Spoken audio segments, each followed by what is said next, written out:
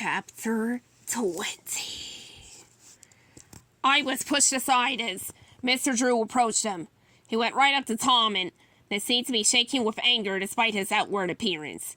"I'm not leaving until I get what's mine," Tom said as Mr. Drew stared him down. Mr. Drew laughed like Tom had, as he just told an excellent joke, and looked around at the few people watching. They quickly moved away. Mr. Drew turned back to Tom and, in a low voice, said, "You're fired, Tom. I told you not to come, anywhere near my studio. Let's step into the hall, shall we?" "We aren't in your studio right now, are we?" replied Tom. There is no way Mr. Drew could physically intimidate this man. Tom wasn't burly and bear-like like Bertram Piedmont. He was more wall-like. Still, Mr. Drew grabbed him by the elbow and through clenched teeth said, "The hallway, now." "Now, come on, Tom. No need to make a scene," said Allison with a warm voice, gently placing a hand on his shoulder.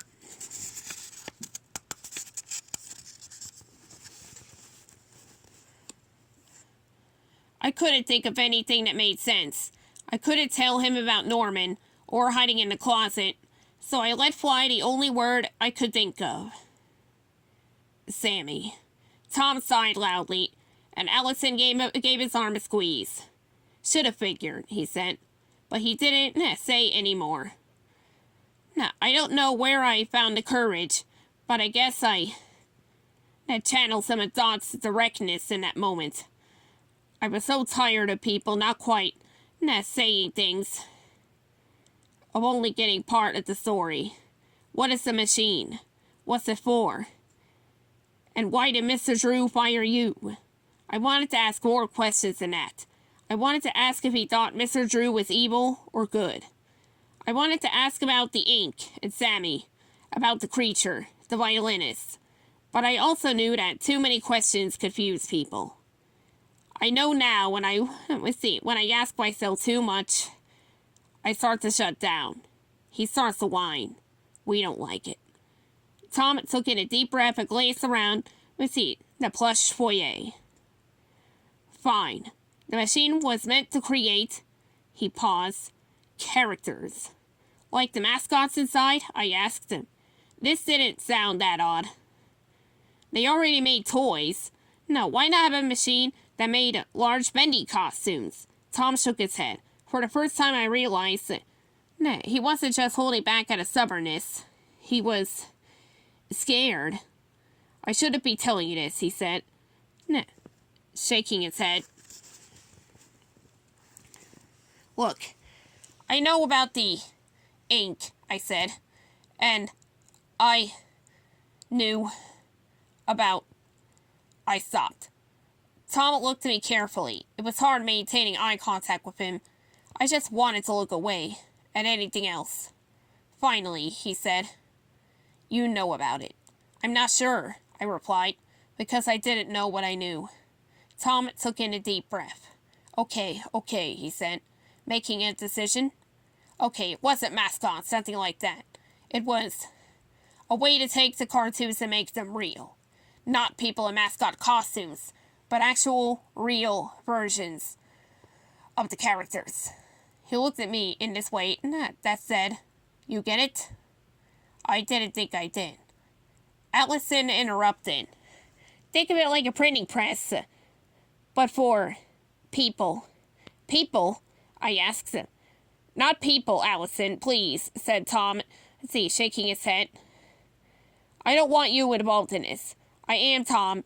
You can't make me not care because I care about you. What you helped create was astonishing. What I helped create was monstrous, and you know it." He snapped back at her. Then he shook his head. I'm sorry. "It's okay, but we should go. I'm certain he's called security." Tom nodded. "It wasn't my fault," he said. Then he looked at me with that intense look again. It wasn't my fault. The word "it" stood out to me. He was saying,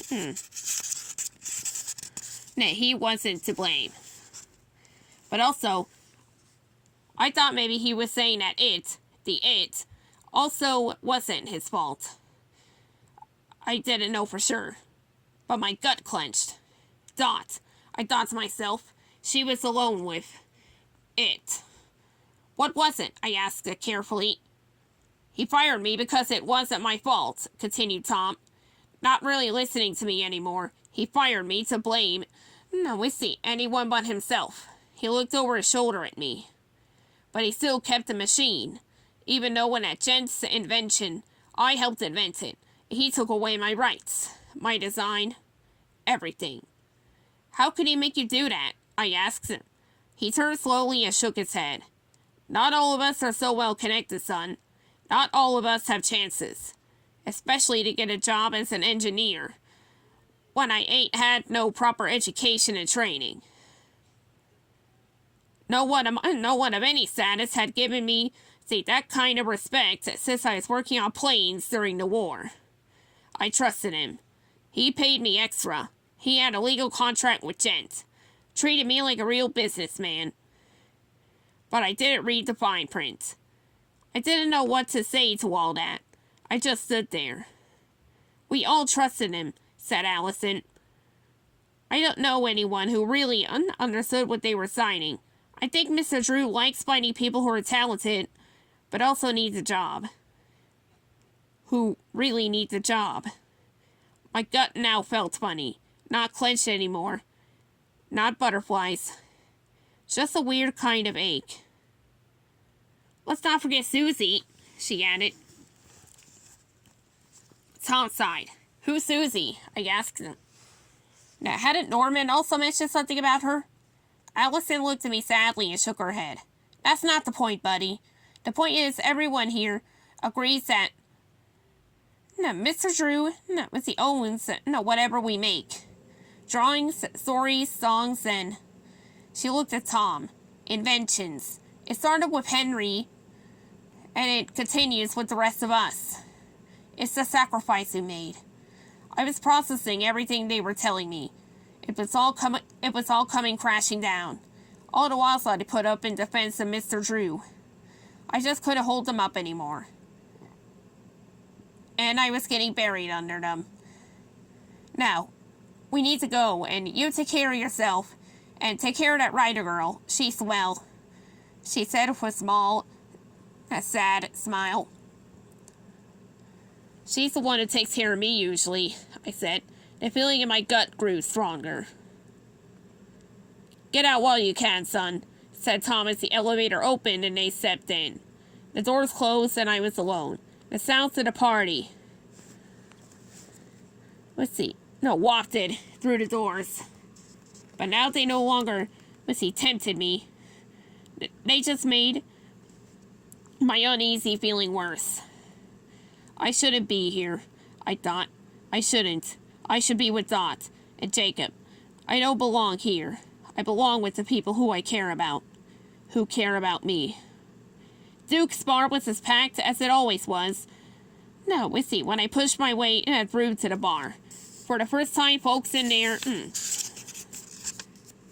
took notice of me. Some laughed. Some nodded like we had some kind of shared secret about my tuxedo. And some others glared at me. I miss being an invisible nobody. Hey, kid, said the bartender, a happy guy with a receding hairline he refused to acknowledge. A Coke like usual? I shook my head. I'm looking for Dot, I said. The bartender smiled. Of course you are. Well, I haven't seen him in about an hour. Oh, I said, feeling deflated. I leaned my body against the bar, feeling heavy now. Yeah, think they went back to the office. The bartender moved on down to the next customer who was flanking him. The office? Wait, I called out. You mean all of them?